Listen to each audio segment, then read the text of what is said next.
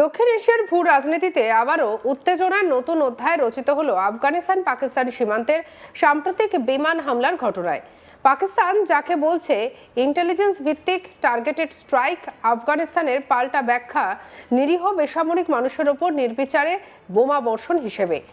দুই প্রতিবেশী দেশের মধ্যে দীর্ঘদিনের অবিশ্বাস, সীমান্ত রাজনীতি, জঙ্গিবাদ এবং পারস্পরিক অভিযোগের পটভূমিতে এই হামলা কেবল একটি সামরিক পদক্ষেপ নয়, এটি বৃহত্তর আঞ্চলিক নিরাপত্তা স্থিতিশীলতার প্রশ্নকেও সামনে নিয়ে এসেছে। রবিবার 22 ফেব্রুয়ারি ভোররাতে আফগানিস্তানের পূর্বাঞ্চলীয় দুটি সীমান্তবর্তী প্রদেশে নানগারহার এবং পাকতিতাতে পাকিস্তানি বাহিনী বিমান হামলা চালায় বলে দাবি করেছে। আফগানিস্তান কর্মকর্তাদের মতে এই হামলায় নারী এবং শিশু সহ বহু মানুষ জানে শেষ হয়েছেন, যদিও সরকারিভাবে হতাহতের নির্দিষ্ট কোনো সংখ্যা জানানো হয়নি। তবে স্থানীয় সূত্র এবং গণমাধ্যমের প্রতিবেদনে বলা হয়েছে একটি পরিবারের অন্তত 17 জন সদস্য জানে শেষ হয়েছেন। কিছু প্রতিবেদনের সংখ্যাটি আরও বেশি, 23 পর্যন্ত হতে পারে বলেও দাবি করা হয়েছে।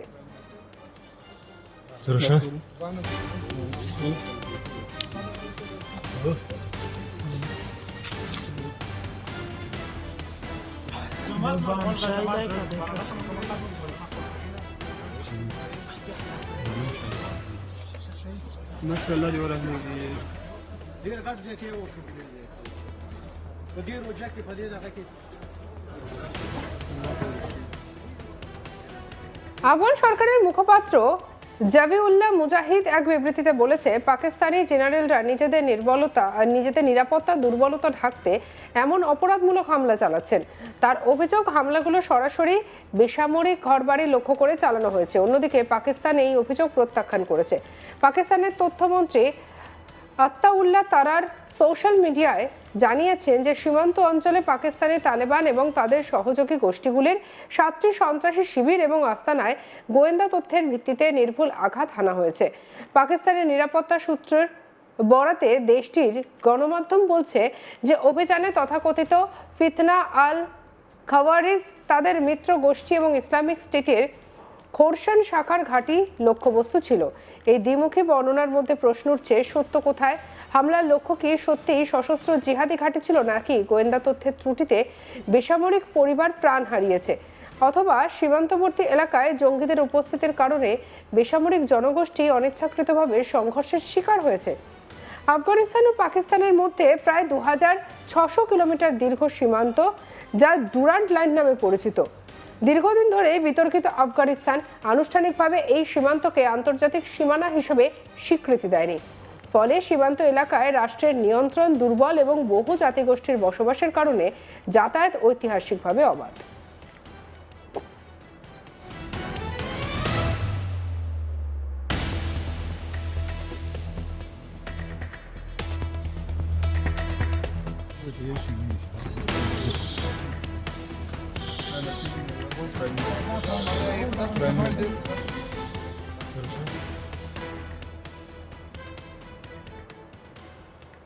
এই ভৌগোলিক বাস্তবতা জঙ্গি সংগঠনগুলোর জন্য সুযোগ সৃষ্টি করেছে। বিশেষ করে পাকিস্তান ভিত্তিক নিষিদ্ধ ঘোষিত সংগঠন তেহরিকে তালিবান পাকিস্তান বহু বছর ধরেই পাকিস্তানের ভিতরে হামলা চালিয়ে আসছে। পাকিস্তান বরাবরই অভিযোগ করে আসছে যে টিটিপির নেতারা আফগানিস্তানের মাটিতে আশ্রয় নিয়ে সেখান থেকে সীমান্ত পার করে হামলা পরিচালনা করে।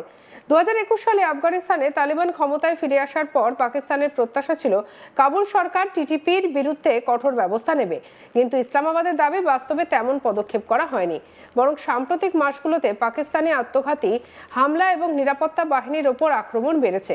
রমজান মাসের শুরু থেকে একাধিক হামলায় সেনা সদস্য নিহত হওয়ার পর পাকিস্তানের অভ্যন্তরে চাপ বাড়ার কঠোর প্রতিক্রিয়ার জন্য সাম্প্রতিক সপ্তাহে পাকিস্তানের বিভিন্ন স্থানে আত্মঘাতী বোমা হামলা এবং নিরাপত্তা চৌকিতে আক্রমণের ঘটনা ঘটেছে। সীমান্তবর্তী অঞ্চলে এক হামলায় 11 জন সেনা এবং এক শিশু জানে শেষ হয়। বান্নু এলাকায় আরেক আক্রমণে 2 নিরাপত্তা সদস্য প্রাণ হারিয়েছেন। ইসলামাবাদে এমন ঘটনার জন্য সীমান্তের ওপারের জিহাদি ঘাঁটিকে দায়ী করা হয়েছে। পাকিস্তানের তথ্য মন্ত্রণালয় দাবি করেছে যে এসব হামলার চূড়ান্ত প্রমাণ রয়েছে, যে নির্দেশনা এসেছে আফগানিস্তানে অবস্থানরত নেতাদের কাছ থেকে। আন্তর্জাতিক সম্প্রদায়কে কাবুলের উপর চাপ সৃষ্টির আহ্বান জানানো হয়েছে। আর এই প্রেক্ষাপটে বিমান হামলা ইসলামাবাদের ভাষায় ছিল প্রতিরক্ষামূলক এবং নির্বাচিত পদক্ষেপ। কিন্তু প্রশ্ন হলো, সীমান্ত অতিক্রম করে সামরিক হামলা চালানো আন্তর্জাতিক আইন ও সার্বভৌমত্বের দৃষ্টিতে কতটা গ্রহণযোগ্য। আন্তর্জাতিক আইনের মূল নীতি অনুযায়ী একটি রাষ্ট্র অন্য রাষ্ট্রের ভূখণ্ডে সামরিক হামলা চালাতে পারে না, যদি না সেটি আত্মরক্ষার প্রয়োজনে এবং প্রমাণ সমর্থিত হয়। পাকিস্তান দাবি করেছে যে তারা আত্মরক্ষার অধিকার প্রয়োগ করেছে, কিন্তু আফগানিস্তান বলছে এটি তাদের সার্বভৌমত্বের স্পষ্ট লঙ্ঘন। বিশেষজ্ঞদের মতে, যদি প্রমাণ হয় যে সীমান্ত পারের সশস্ত্র গোষ্ঠী সরাসরি ও তাৎক্ষণিকভাবে হুমকি সৃষ্টি করেছে এবং সংশ্লিষ্ট রাষ্ট্র তা ঠেকাতে ব্যর্থ, তবে আন্তর্জাতিক আইন সীমিত আত্মরক্ষামূলক ব্যবস্থা অনুমোদন করতে পারে। তবে সেই ব্যবস্থা হতে হবে প্রয়োজনীয় এবং আনুপাতিক। বেসামরিক হতাহতের অভিযোগ উঠলে সেই বৈধতার প্রশ্ন আরও জটিল হয়ে ওঠে।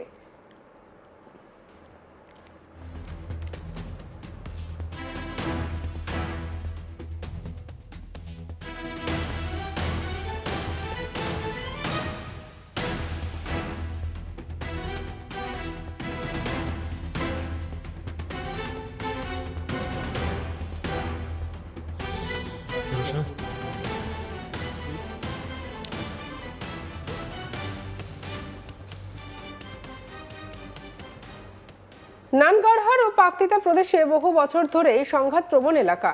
তালেবান শাসন প্রতিষ্ঠার পরও এইসব অঞ্চলে ইসলামিক স্টেট খোরসান সক্রিয় হয়েছে বলে বিভিন্ন প্রতিবেদনে উল্লেখ রয়েছে। ফলে স্থানীয় জনগণ দ্বৈত চাপের মুখে, একদিকে জঙ্গি উপস্থিতি, অন্যদিকে সীমান্ত পারের সামরিক প্রতিক্রিয়া। একটি পরিবারের 17 বা তার বেশি সদস্য নিহত হওয়ার অভিযোগ সত্য হলে তার নিছক কোল্যাটারাল ড্যামেজ নয়, বরং মানবিক বিপর্যয়। ধ্বংসস্তূপের নিচে চাপা পড়া শিশু, নারী এবং বয়স্কদের চিত্র সামাজিক যোগাযোগ মাধ্যমে ছড়িয়ে পড়লে জনমত দ্রুত উত্তপ্ত হয়ে ওঠে। এই ক্ষোভ কাবুল সরকারের ওপরও চাপ সৃষ্টি করে প্রতিক্রিয়া দেখানোর জন্য। আফগানিস্তান ও পাকিস্তানের সম্পর্ক ইতিমধ্যেই টানটান। সাম্প্রতিক মাসগুলোতে সীমান্তে গুলি বিনিময়, চেকপোস্ট বন্ধ এবং পণ্য পরিবহন ব্যাহত হওয়ার ঘটনা ঘটেছে। পাকিস্তান অবৈধ আফগান শরণার্থীদের দেশে ফেরত পাঠানোর প্রক্রিয়া শুরু করায় দুই দেশের মধ্যে উত্তেজনা আরও বেড়েছে।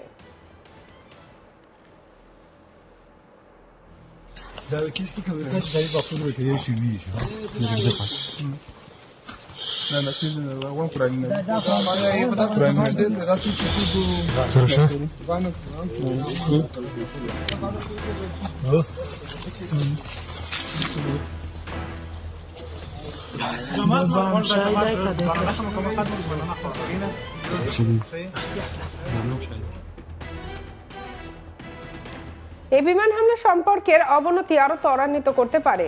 কাবুল যদি আনুষ্ঠানিকভাবে আন্তর্জাতিক ফোরামে অভিযোগ তোলে, তাহলে বিষয়টি আঞ্চলিক ও বৈশ্বিক কূটনীতির ইস্যুতে পরিণত হতে পারে। অন্যদিকে ইসলামাবাদ মনে করছে যে কঠোর বার্তা না দিলে সীমান্ত সন্ত্রাস থামবে না। দক্ষিণ এশিয়া এবং মধ্য এশিয়ার সংযোগস্থল হিসেবে আফগানিস্তান কৌশলগতভাবে গুরুত্বপূর্ণ। পাকিস্তান আফগান উত্তেজনা বৃদ্ধি পেলে এর প্রভাব ইরান, চীন এবং মধ্য এশীয় রাষ্ট্রগুলির ওপরও পড়তে পারে। বিশেষ করে চীন পাকিস্তান অর্থনৈতিক করিডর নিরাপত্তা প্রশ্নে পাকিস্তান অত্যন্ত সংবেদনশীল। আন্তর্জাতিক সম্প্রদায় এখন দ্বৈত সংকটে, একদিকে জিহাদিবাদ দমন এবং অন্যদিকে বেসামরিক সুরক্ষা এবং মানবাধিকার রক্ষা। যদি বেসামরিক হতাহতের নিরপেক্ষ তদন্ত না হয়, তবে মানবাধিকার সংগঠনগুলো সরব হতে পারে। আবার পাকিস্তানের দাবির পক্ষে যদি বিশ্বাসযোগ্য প্রমাণ উঠে আসে, তাহলে কাবুলের উপরে চাপ বাড়তে পারে জঙ্গি দমনে কার্যকর ব্যবস্থা নিতে।